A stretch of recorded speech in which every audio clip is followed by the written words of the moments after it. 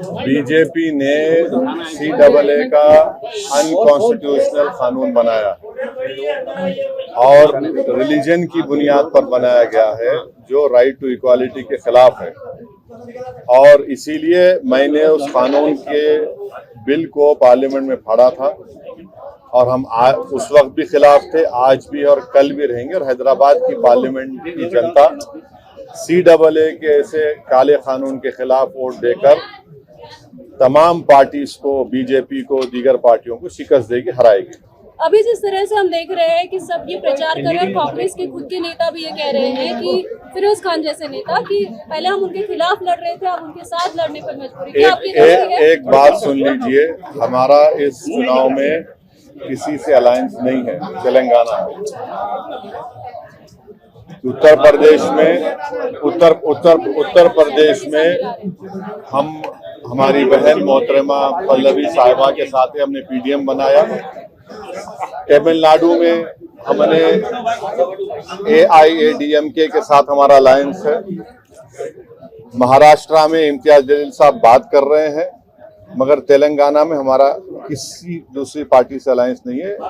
उत्तर प्रदेश में PDM हमने बनाया, तमिलनाडु में AIADMK से हमारा अलायंस है। और ये बड़ी मजाक खेज बात है कि कभी हम B टीम हो जाते तो कभी उन्होंने बोलते हैं, ये बोलते। तो ऐसा लगता है कि ये लोग कंफ्यूजन का शिकार है, मगर हमारे पास क्लैरिटी है।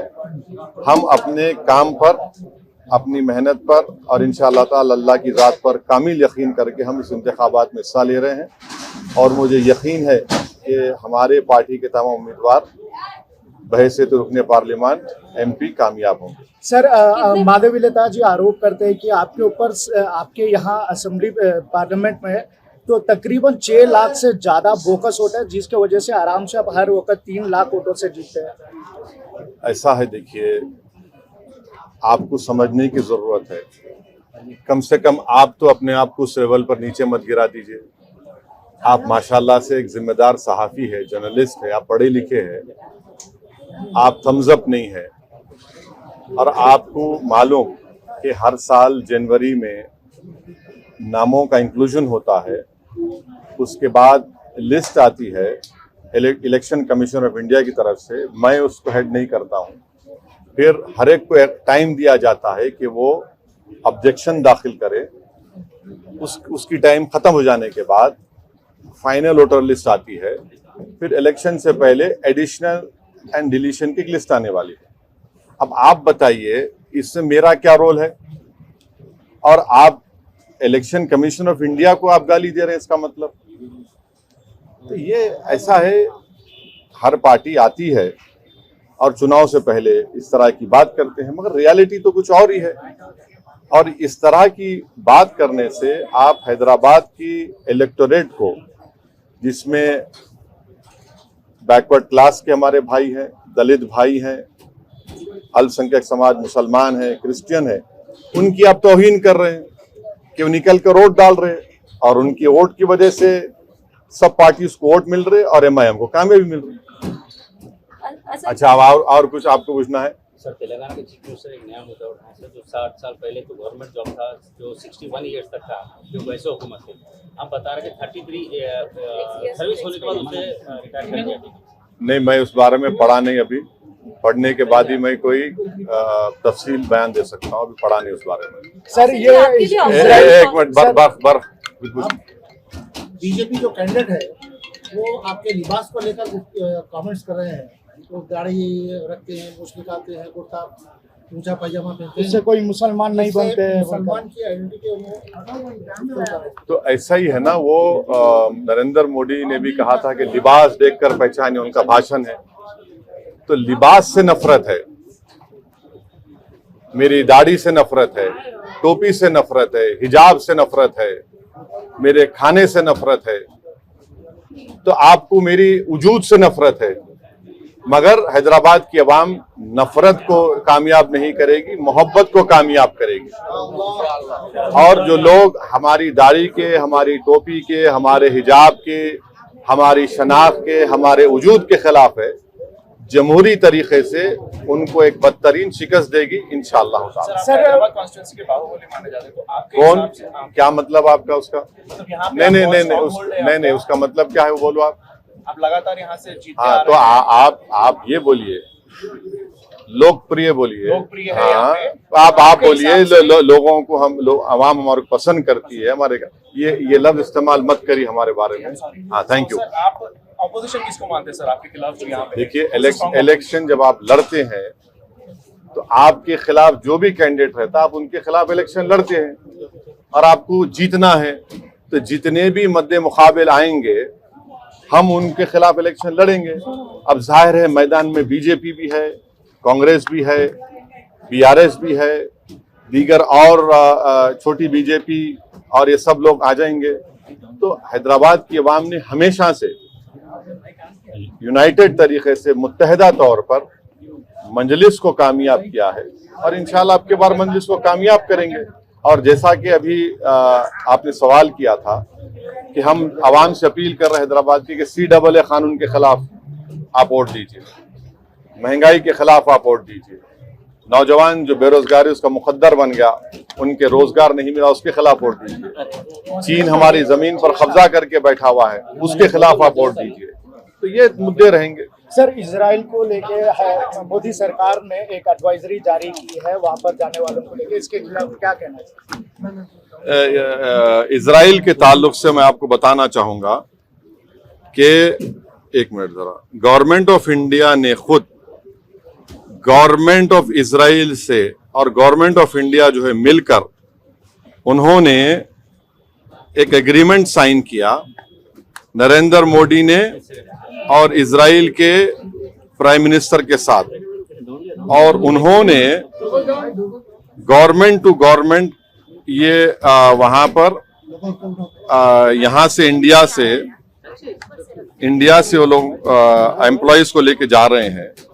मैं ये आपसे पूछना चाह रहा हूं कि जब गवर्नमेंट नरेंद्र मोदी की है वो इजरायली गवर्नमेंट से उनसे कॉन्ट्रैक्ट करके उनसे मंजूरी लेकर आप भारत से 6,000 इंडियन वर्कर्स ऑलरेडी इजराइल जा चुके हैं और आप एडवाइजरी देते हैं कि भाई अपना ख्याल रखिए। आप 6,000 भारत के नागरिकों को मौत के मुंह में भेजकर आप एडवाइजरी दे रहे हैं। ये किस तरह की इंसानियत है नरेंद्र मोदी सरकार की? आप फौरन नरेंद्र मोदी उन 6,000 भारत के सिटीजन्स को वापस बुलाइए। इजराइल की हुकूमत फलस्तीनियों के खिलाफ एक जेनोसाइड कर रही है, 30,000 लोग मारे गए। दुनिया में किसी भी वॉर में इतने बच्चे नहीं मारे गए जो मासूम 12, 14, 15,000 बच्चे मर गए वहां पर। और इजराइल जुल्म कर रहा है, इंटरनेशनल कोर्ट ऑफ जस्टिस में उसको वो जेनोसाइड कर रहा है, यूएन की रिपोर्ट है। तो हम भारत के प्रधानमंत्री से ये डिमांड करते हैं कि आप की गवर्नमेंट, इजराइल की गवर्नमेंट से मिलकर 6,000 भारतीय नागरिकों को आपने भिजाया, क्यों भिजाया? फौरन उनको बुलाइए वापस आप, और किसी को मत भिजाइए वहां, उनको आप मौत के कुएं में भेज रहे हैं, उनको आप, उनकी जान को खतरा है। तो ये कैसे सरकार खुद फैसिलिटेट करके भिजा रही है और एडवाइजरी दे रही है? सर मणिपुर, लद्दाख और चीना बॉर्डर को लेकर आपने एक सवाल किया है, ट्वीट किया है, और आपने बोला है कि बॉर्डर पे टेरिटरी पे कितना तक पेट्रोलिंग हो पा रहा है, तो इसको लेके क्या कहना है? देखिए, आप लोग जानते हैं, आप लोग बड़े बाशऊर लोग हैं। खुद लेह का एसपी जो है, लेह के जो सुप्रीडेंट ऑफ पुलिस है, डीजीपी कॉन्फ्रेंस, उन्होंने कहा कि 26 पेट्रोलिंग पॉइंट्स पर हम पेट्रोल नहीं कर पा रहे हैं। कितना झूठ बोलेंगे ये लोग? कहां गई इनकी इज्जत नफ्स, कहां गई उनका भारत से मोहब्बत? झूठ पे झूठ बोल रहे हैं। लेह का एसपी झूठ बोल रहा है तो उसको सस्पेंड करिए। फिर आप डीजीपी कॉन्फ्रेंस में कह रही है कि 26 पेट्रोलिंग पॉइंट पे हम नहीं जा सक रहे। 2000 स्क्वायर किलोमीटर डेप्सांग डेमचाक पे चीन कब्जा करके बैठा हुआ है और आप चीन के खिलाफ नरम रवैया अख्तियार कर रहे हैं।